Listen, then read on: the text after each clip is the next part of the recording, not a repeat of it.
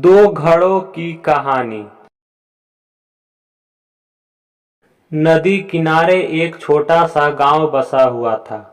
नदी गांव के लोगों के लिए पानी का प्रमुख स्रोत थी, लेकिन जब बरसात के मौसम आया और गांव में कई दिनों तक घनघोर बारिश हुई, तो नदी में बाढ़ आ गई।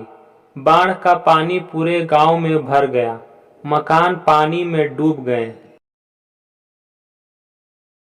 लोगों को सुरक्षित स्थानों पर भागना पड़ा। बाढ़ के पानी में लोगों के घरों की कई चीजें बहने लगी। उनमें दो घड़े भी थे, एक पीतल का घड़ा था और एक मिट्टी का। दोनों ही घड़े पानी में खुद को बचाने का कोशिश कर रहे थे। पीतल के कठोर और मजबूत घड़े ने जब मिट्टी के कमजोर घड़े को संघर्ष करते देखा, तो सोचने लगा कि मिट्टी का ये कमजोर घड़ा आखिर कब तक खुद को डूबने से बचा पाएगा। मुझे इसकी सहायता करनी चाहिए।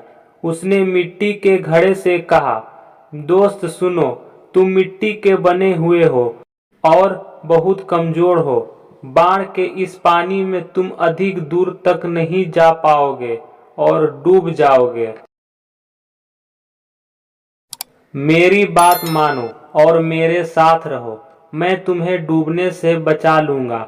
मिट्टी के घड़े ने पीतल के घड़े को देखा और उत्तर दिया, दोस्त, तुम्हारी सहायता के प्रस्ताव के लिए धन्यवाद, लेकिन मेरा तुम्हारे आसपास रहना मेरे सलामती के लिए उचित नहीं है।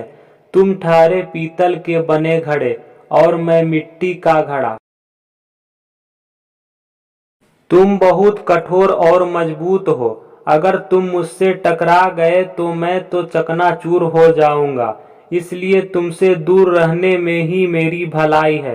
मैं स्वयं ही खुद को बचाने का प्रयास करता हूँ। भगवान ने चाहा तो किसी तरह किनारे तक पहुँच ही जाऊंगा। इतना कहने के बाद मिट्टी का घड़ा दूसरी दिशा में बहने का कोशिश करने लगा और धीरे धीरे पानी के बहाव के साथ नदी किनारे पहुंच गया। वहीं दूसरी ओर पीतल का भारी घड़ा भी कोशिश करता रहा, लेकिन नदी के पानी तेज बहाव में खुद को संभाल नहीं पाया।